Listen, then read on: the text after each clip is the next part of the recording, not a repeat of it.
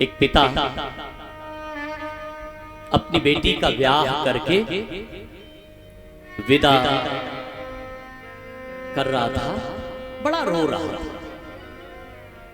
उसके यहां बड़ी विचित्र घटना घट गई।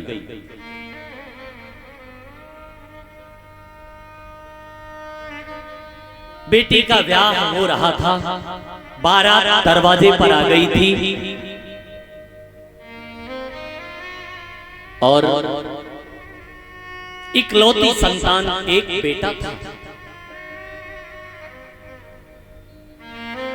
पानी ग्रहण का समय आया, पूरा घर परिवार सब लगा हुआ था विदाई करने में, ब्याह की तैयारी करने में, बेटी का वो बारात का स्वागत करने में। लेकिन घटना ऐसी घटी कि जैसे बारात दरवाजे पर आई, उसका जो इकलौता बेटा था उसे सांप काट लिया और वो मर गया।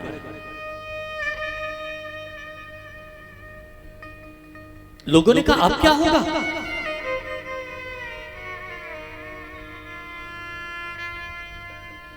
आकर के द्वार पूजा के समय ही किसी ने पिता के कान में कहा कि तुम्हारे बेटे को सांप काट लिया, वो मर गया। पिता ने कहा कि भैया लाश को अभी कहीं सुरक्षित जगह पर रख दो, लेकिन तुमसे एक ही निवेदन है, ये बात और किसी से मत कहना।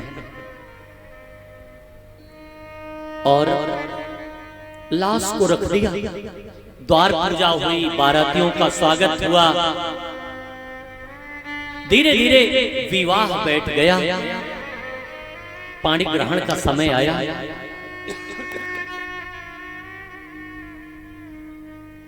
सब कहने लगे भाई लड़की के भाई को बुलाओ, भाई को बुलाओ। पिता संकल्प लिए हाथ में बैठा, सब कहते भाई को बुलाओ, भाई को बुलाओ। लेकिन पिता पत्थर दिल किए हुए वो सबको डांट के कहता विवाह की रस्म आगे बढ़ाइए। अरे होता होगा, कहीं टहल रहा होगा, घूम रहा होगा, नालायक है, कहीं विचरण कर रहा होगा, विलंब मत करो, मुहूर्त बीता जा रहा है। सबने कहा अरे एक ही भाई है, आने दो, ये समय नहीं आएगा तो कब आएगा? लेकिन पिता ने डांट फटकार करके किसी से पानी ग्रहण करवाया, विवाह हुआ, रस्म हुई। धीरे धीरे प्रातः काल हुई, विदाई का नंबर आया और जैसे ही बेटी को विदा किया, पिता दौड़ करके आया और अपने कमरे में गिर करके रोने लगा।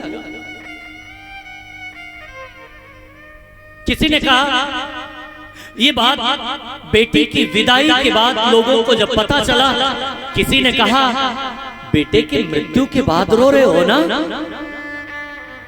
पिता रोता हुआ बोला बेटे के मृत्यु का समाचार तो मुझे द्वार पूजा के समय ही मिल गया,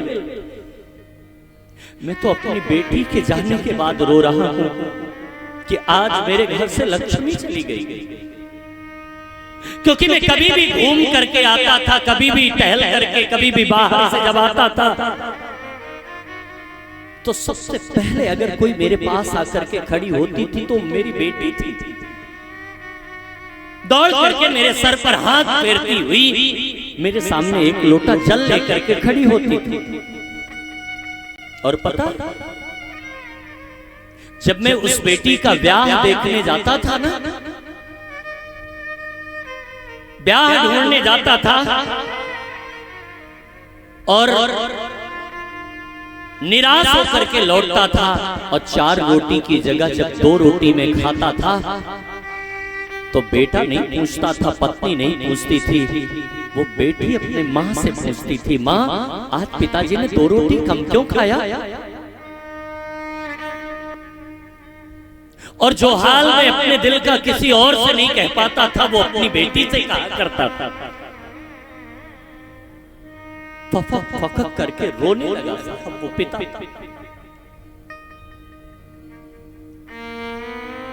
सौभाग्यशाली हैं वो लोग जिनके घर में बेटियां लक्ष्मी।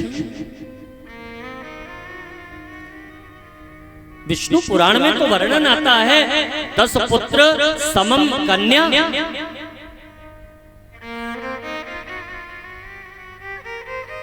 कल राजा साहब के दिलीप भैया के बड़े भैया कह रहे थे, गुरु जी क्या बताएं, हम लोगों के यहाँ इतनी बेटियां हुई कि शादी करते करते हमने कहा सौभाग्यशाली हैं आप, इतनी यज्ञ आपने किया, 5, 7, 10, 11। बोले हाँ गुरुदेव ये सौभाग्य तो मिला। बेटी से कुछ कहना नहीं पड़ता, बेटी अपने पिता के मुख को देख करके जान जाती है साहब कि मेरे पिताजी चिंता में हैं, किसी टेंशन में।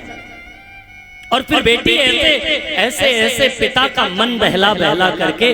अब आजकल की बात तो क्या कहें, आजकल तो बेटियां फोन से ही छुट्टी नहीं पाती, वरना भैया एक वो दौर होता था जब बेटी से पिता अपने दिल का जो हाल अपने बेटे से, अपनी पत्नी से नहीं कह पाता था, वो अपने दुख दर्द अपनी बेटी से कहा करता था।